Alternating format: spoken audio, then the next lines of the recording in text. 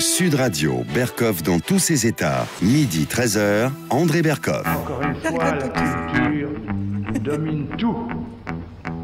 Elle est la condition sine qua non de notre civilisation d'aujourd'hui.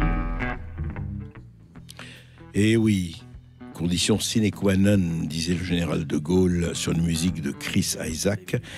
Et comme tous les vendredis, place à la culture avec Céline Alonso. Nous avons, auditeur du Sud Radio, un scoop extraordinaire. Oui, il est là.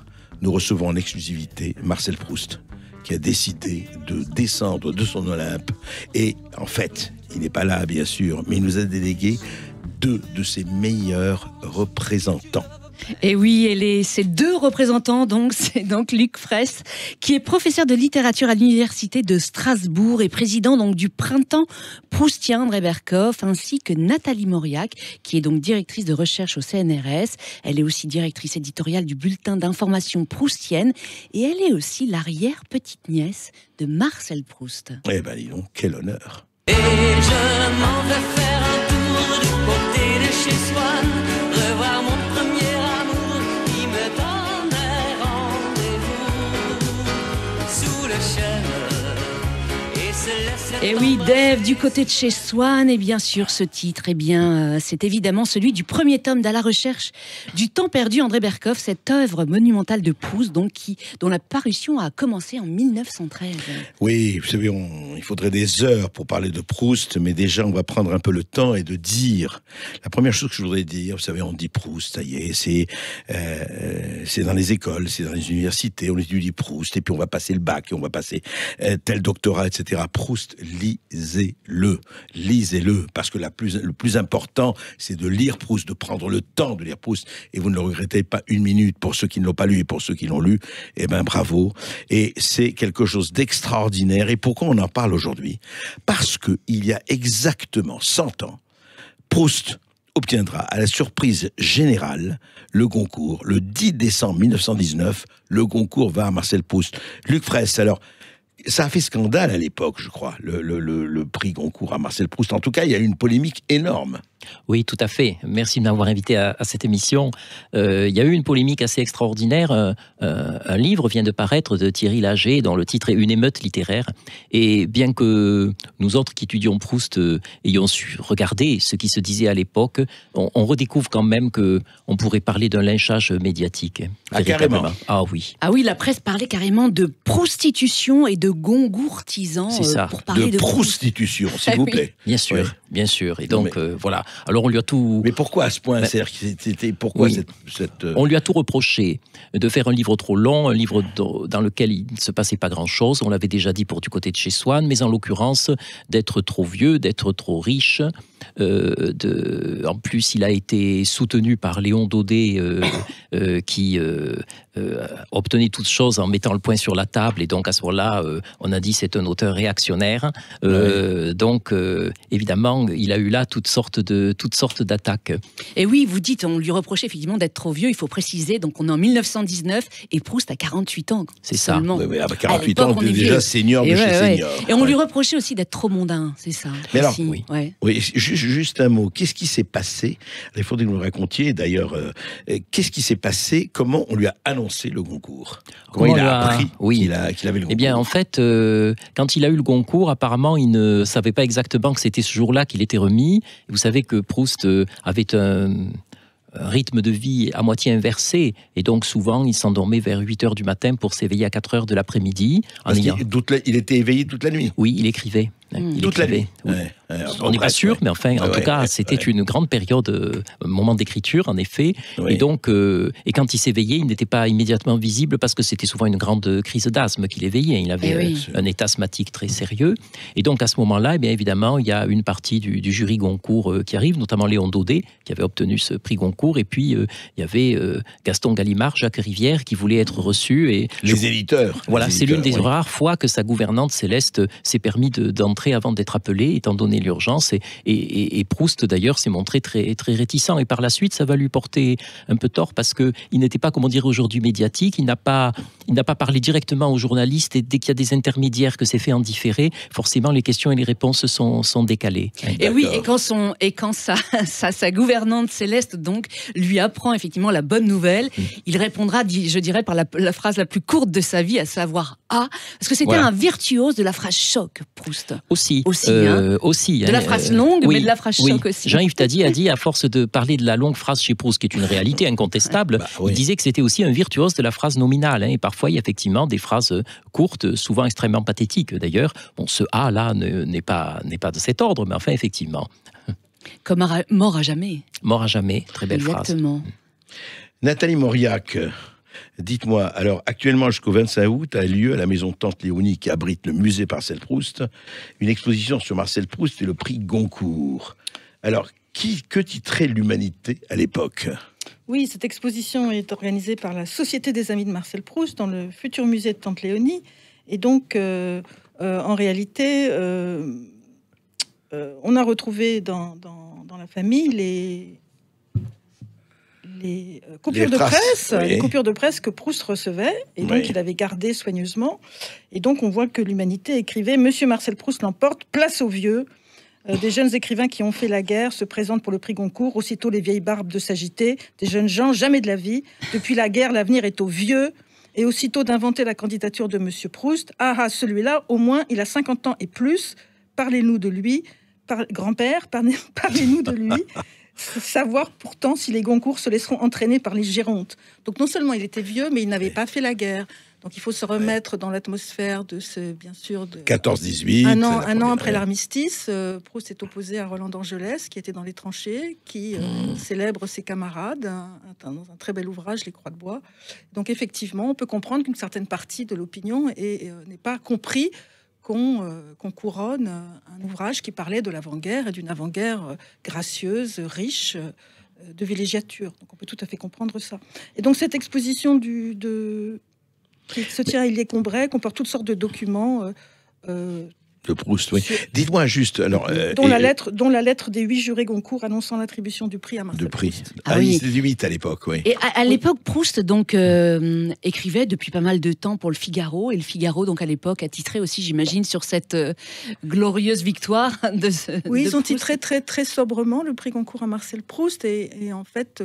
ils ont célébré ce collaborateur en prétendant qu'il était célèbre depuis longtemps, ce qui était absolument faux. Ah oui, parce qu'il était inconnu du grand public.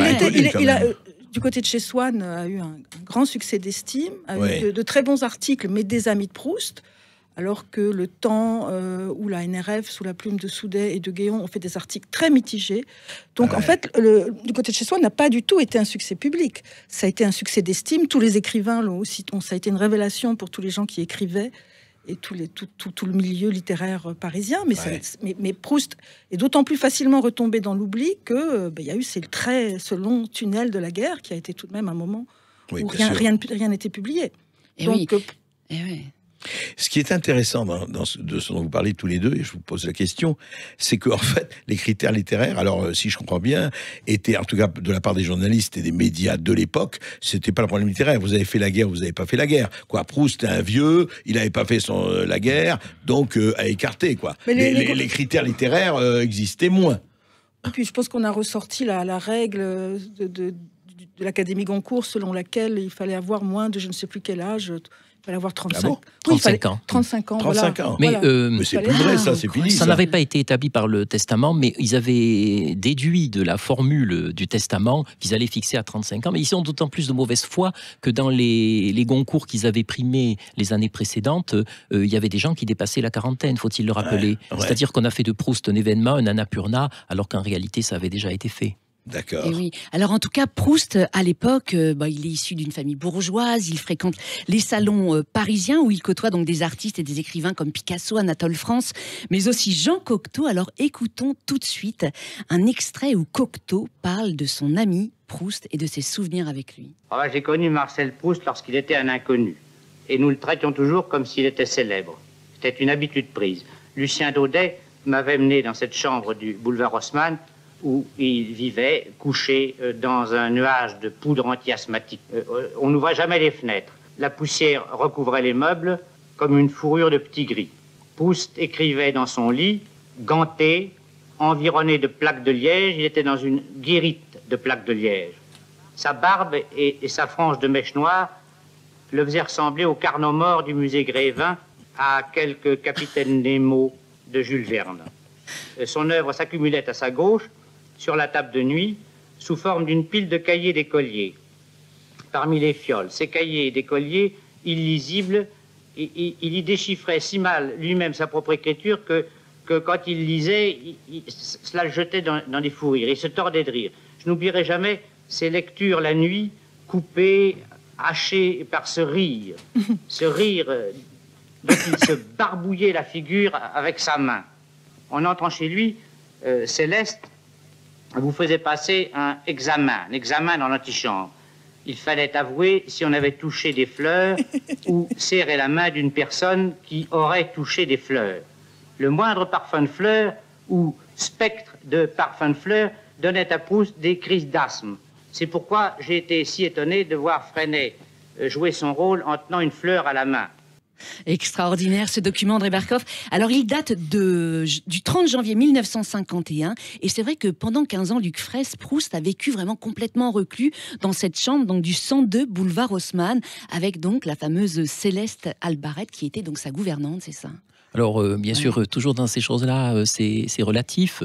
Il arrivait à Proust de sortir. Parfois, la légende a prétendu que dans certaines périodes, il était extraordinairement reclus et on trouve toujours des documents qui montrent que ça n'était pas vrai. Et surtout, parfois on sait comment, souvent on ne sait pas comment, il était extraordinairement au courant de ce qui se passait dans le monde extérieur.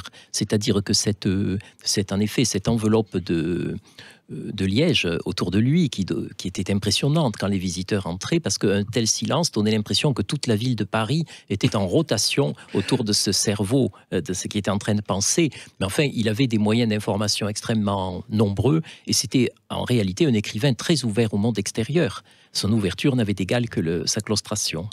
Nathalie ? Il a toujours été extrêmement impliqué dans la vie sociale, culturelle et politique de son pays. Pas oublier que tout jeune, il s'est engagé comme Dreyfusard. Il s'est toujours intéressé de très près à la politique. Pendant la guerre, il lisait 8 quotidiens chaque jour pour se tenir au courant de tout. Il sortait beaucoup plus qu'on a dit. Donc la chambre de Liège, c'est un peu comme prison d'écriture. C'est un peu un mythe qui a été construit dès le lendemain de sa mort, en fait, par son frère Robert Proust, qui a dit qu'à un certain moment, Marcel s'était enfermé pour écrire. Mais il est toujours sorti. Et donc c'est pas quelqu'un qui est, oui, on le sait. D'ailleurs, il n'aurait pas pu écrire. Il n'aurait pas pu écrire cette œuvre qui est complètement, qui a des sûr. ramifications dans l'intégralité du monde, sans avoir été lui-même quelqu'un qui est extrêmement répandu. Proust, Forever. Forever, et on continue d'en parler sur Sud Radio dans un instant. On continue donc de parler de Marcel Proust, qui a vraiment marqué l'histoire de la littérature française du XXe siècle, littérature française même mondiale, on peut dire, André Berkoff. Alors à tout de suite sur Sud Radio. Bien. On reprend. C'est Wagner, là ? Non, très bien. Non, c'est Wagner, là qui vient ? Il y a la pub ? Non, oui, il y a la pub. Non, juste on interroge la pub et après on. Et après on met Wagner. Ouais. Voilà, d'accord. Alors tu ne remets pas juste Céline. On remet pas un autre truc de Cocteau là. Hein. Non, Wagner. Il y a Wagner. Regarde le conducteur. Ouais, d'accord. Et c'est marrant parce que là, Cocteau, c'est 51. Et en fait, 10 ans plus tard, il y a le portrait souvenir. Il répète la même chose. De Roger Stéphane. Exactement. Il répète la même chose. Il répète la même chose, presque verbatim. Les témoins ont passé leur temps à réciter. Et oui, absolument. Et ça, c'est parce que quand on raconte un souvenir, en fait, ça efface le souvenir et ça le réécrit. Et oui, ça le réécrit. Chaque fois qu'on raconte un souvenir, on le transforme. C'est fou. Il faut mieux s'en tenir à ça. Oui, il faut y aller. Ok, vas-y, André. N'oublions pas.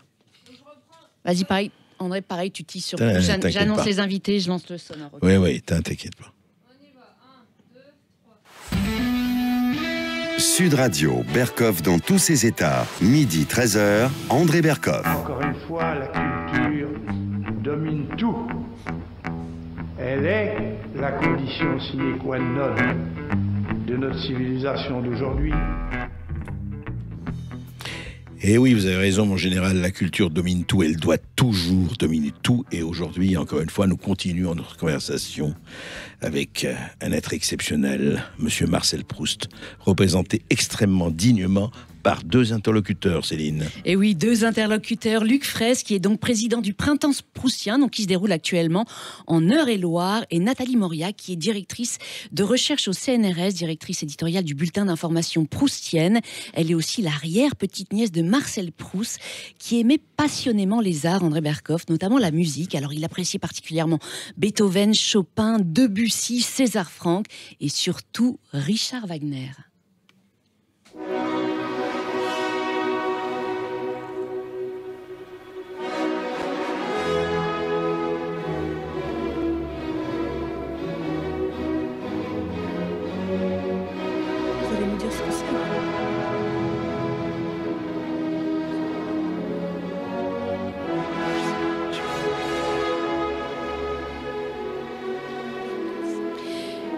Extrait de Parsifal, l'un des opéras de Wagner, qui est le musicien le plus cité de toute l'œuvre de Proust, André Berkoff. Plus de 50 fois, il est cité, effectivement, dans son œuvre. Alors, Luc Fraisse, est-ce qu'on peut dire qu'à la recherche du temps perdu, c'est au fond un roman wagnérien? Alors, oui, au sens où je crois qu'on peut à peu près tout dire de la recherche du temps perdu, mais ce n'est pas une idée complètement fausse. Vous savez, Proust a fait ses études, a traversé sa jeunesse au moment où dominait l'école symboliste en France. Et on peut dire que la musique et tout autant la doctrine wagnérienne ont fertilisé toute cette génération symboliste. Plusieurs romanciers symbolistes ont rêvé d'écrire le grand roman wagnérien. Ils ont essayé, n'y sont pas parvenus, et dans une certaine mesure, c'est Proust qui a réalisé ce roman wagnérien, même si c'est offert le luxe, non seulement de réussir ce projet, mais de le combiner avec beaucoup d'autres. Et le fait est que, notamment, le Parsifal de Wagner est un des éléments conducteurs de cette œuvre. À l'ombre des jeunes filles en fleurs, dont on célèbre le centenaire, évoque le thème des filles fleurs, n'est-ce pas? Et puis le héros est à la recherche de sa vocation d'écrivain, comme Parsifal est à la recherche, sans le savoir, lui aussi, de sa vocation de chevalier de la table ronde. Et ce qui est intéressant d'ailleurs, c'est qu'il parle des filles fleurs, alors qu'il ne supportait pas les fleurs à cause de son asthme. Oui. Mais ça, c'est les contradictions. Nathalie Mauriac, vous avez dirigé la collection Le Chant proustien, dans laquelle Cécile Leblanc est l'auteur de Proust, écrivain de la musique. Proust, écrivain de la musique, et il faut aussi citer les travaux de Françoise Le Riche, qui a beaucoup travaillé sur la question de la musique chez Proust. Et là, je suis un petit peu en désaccord avec Luc Fraisse. Mais c'est très bien. Proust n'a pas du tout écrit un roman wagnérien, ou plutôt il a commencé par écrire un roman wagnérien, parce que en effet, dans les premières versions du Temps retrouvé, quand le narrateur allait entrer dans le salon des Guermantes, on jouait de la musique, et on jouait Parsifal, et on jouait même l'Enchantement du Vendredi Saint. Mais en fait, Proust a retiré ensuite Wagner de cette position. Il a transformé Swann en wagnérien. C'est une manière de dire que le narrateur, lui, n'était plus tellement wagnérien. Et en fait, le roman se détache tout à fait de Wagner. Cependant, il y a un merveilleux hommage à Wagner dans La Prisonnière. Il y a un moment que tous les Proustiens vénère, en quelque sorte. C'est le moment où le héros attend Albertine, et pour attendre Albertine, il joue la sonate de Vinteuil, et il a ouvert sur son piano la partition donc de la sonate, et il rapproche cette partition du Tristan de Wagner, parce qu'il voit des réminiscences de Tristan chez Vinteuil. Donc ça, c'est un très beau passage. Et il faut savoir aussi que Proust a écrit dans sa dédicace à Jacques de la Cretelle de Du côté de chez Swann, qu'un des modèles de la petite phrase de la fameuse sonate de Vinteuil, c'est l'Enchantement du Vendredi Saint. Donc au troisième acte de Parsifal, qui est un morceau qui justement célèbre la beauté de la nature au printemps et la rosée sur les fleurs, donc quelque chose que Proust à la fois aime et qui lui est interdit. Et il aimait tous les arts, je crois, la peinture, le théâtre, etc. Bien sûr, mais la recherche n'est pas plus un roman wagnérien que ce n'est un roman impressionniste. Ou un roman cubiste. C'est un roman où les arts sont vraiment mis au service de la littérature, parce que Proust décrit des toiles, mais il les réécrit complètement. Donc il aimait Monet, il aimait Whistler, il aimait bien sûr Vermeer. Oui, l'écrivain essaye de se mettre au sommet de la pyramide des artistes en recréant les toiles, en recréant les partitions. C'est ça qui est extraordinaire. Juste, je voudrais vous poser une question à tous les deux. Luc Fraisse et Nathalie, comment, si on pouvait résumer, vous savez, c'est toujours difficile, à la radio on essaie de résumer, hein, c'est l'anti-Proust par excellence, mais si ça peut amener à lire Proust, c'est l'essentiel, et vos publications. Comment Marcel est devenu Proust, si on avait d'écrire? Alors là, magnifique question. Bon, il faut revenir sur... Alors, on parlait de légende, il y en a une, n'est-ce pas? C'est-à-dire que pendant un certain temps a régné la légende selon laquelle Proust, dans cette vie pas très longue, de 51 ans, hein, comme Balzac, aurait passé la moitié de sa vie à être oisif dans les salons et la moitié de sa vie à s'acharner à l'écriture tout d'un coup. Et Bernard de Fallois, dans les années 50, lorsqu'il a redécouvert dans les archives la matière de Jean Santeuil et de ce qu'il a publié sous le titre de Contre Sainte-Beuve, était parti de la contestation de cette idée. Il disait ce n'est pas possible que quelqu'un qui passait son temps à ne rien faire se mette à écrire avec acharnement. Et donc, en fait... Depuis l'âge de 20 ans, à peu près, on peut dire que Proust écrit. Il a plutôt tendance à écrire tout le temps. Il écrit même plus tôt. Hein, et à vrai dire, un écrivain écrit depuis l'origine. On ne peut pas dater. Depuis sa naissance. Depuis sa naissance, quasiment. Hein. Et donc, la recherche du temps perdu a été précédée d'essais variés, nombreux, et qui, une fois que la recherche du temps perdu existe, permettent d'apercevoir ce qu'il essayait, ce qu'il recherchait. Donc, en fait... Marcel est devenu Proust, peut-être dans le public, dans cette belle exposition qu'il y a dans le musée Marcel Proust à Illier-Combray. Ces deux murs perpendiculaires montrent d'un côté le portrait de Jacques Blanche, Jacques-Émile Blanche, peint en 1892, Proust, La fleur à la boutonnière, et de l'autre côté des placards surchargés d'ajouts, de manuscrits de Proust. Et ces deux murs dialoguent, et dans un sens, on a eu tendance à ne voir que l'homme à la fleur à la boutonnière et la vraie vie de Proust. Il dit c'est la littérature, il faudrait dire pour lui c'est la création littéraire, c'est sur l'autre mur. Et oui, parlons alors à présent de la force comique de cet auteur, parce qu'il faut dire quand même que c'était un grand auteur comique, Proust. Tout à fait. Il avait une force comique étonnante, sans doute le caractère intellectuel de son œuvre, le travail d'analyse perpétuelle que mène le narrateur peuvent laisser croire que c'est un auteur exclusivement sérieux, donc aussi exclusivement difficile, abstrait, alors qu'il y a chez Proust un sens du concret, un sens de la sensation immédiate et un grand sens du comique. C'est d'ailleurs ce que mettait en valeur Léon Daudet lorsque il a soutenu Proust juste après l'obtention du prix Goncourt. Et Jacques Sériès, dans une merveilleuse pièce, je me rappelle, à Montparnasse, où il parlait de l'humour de Marcel Proust. Mais je voudrais poser la même question à Nathalie Mauriac. Comment Marcel est devenu Proust, pour vous? Luc Fraisse a déjà répondu très bien, mais pour vous, voilà. Je pense que ça a été... c'est un effet... Lui, il a toujours été Proust, certainement. À sa mort, quand il a été enterré, il y avait tout de même Barrès qui était là et qui disait mais enfin, tant dommage pour notre petit jeune homme. Donc il est resté Marcel pour ses amis très longtemps. Ah oui, le petit jeune homme, le petit Marcel. Notre petit jeune homme, voilà, c'était notre jeune homme, celui qui va visiter les maîtres, vous savez. Donc je pense qu'il est resté Marcel pour ses contemporains fort longtemps, et qu'il était Marcel Proust pendant un certain temps, et qu'il n'est devenu Proust que très récemment. Je dirais que très récemment. Oui, je pense que la cristallisation s'est faite il y a une vingtaine d'années. Peut-être pas plus. Oh, peut-être il y a 30 ans, avec la première Pléiade, disons, dans les années 50. Ah bon. Je suis pas sûre qu'au moment où Bernard de Fallois a trouvé dans les archives de ma grand-mère de quoi faire Jean Santeuil et Contre Sainte-Beuve, je ne suis pas sûre qu'à ce moment-là, même à la sortie, il était déjà Proust. Je pense qu'il était encore Marcel Proust, autant que venaient d'être publiées aussi les lettres à sa mère. Ah oui. Les lettres à sa mère le transformaient en une espèce d'être fragile, un peu... Bernard de Fallois était isolé dans sa conviction dans les années 50. Ah oui, ah oui, tout à fait. Ouais. Mais pour le côté comique aussi, il faut dire que Proust était un grand pasticheur. Donc il a publié dans le Figaro ces merveilleux pastiches de Flaubert. Le pastiche de Flaubert, j'en recommande la lecture à tout le monde. Il est à mourir de rire. Il est absolument génial. Et Mélomanie de Bouvard et Pécuchet aussi dans Plaisir et les jours, c'est absolument tordant. Et donc, mais ce talent de pasticheur de Proust, il l'avait aussi dans la vie. C'est-à-dire que derrière le dos de Montesquieu, il imitait Montesquieu, et Montesquieu, apprenant ça, était foudrage. Donc il était aussi un grand pasticheur, un grand acteur. Donc cette veine comique, il l'avait complètement. Il l'avait. C'est-à-dire que le style écrit est aussi fondé sur un talent. Ah oui. Que vous racontez justement votre grand-père de Proust? Si j'avais su, je l'aurais questionné. Malheureusement, quand il nous a quittés, j'étais encore pas très âgée. Enfin, je n'avais pas lu Proust à 14 ans, je n'avais pas lu Proust, donc je n'avais pas cette idée. Mais maintenant, je suis émue d'avoir connu ces êtres qui ont connu approcher Proust.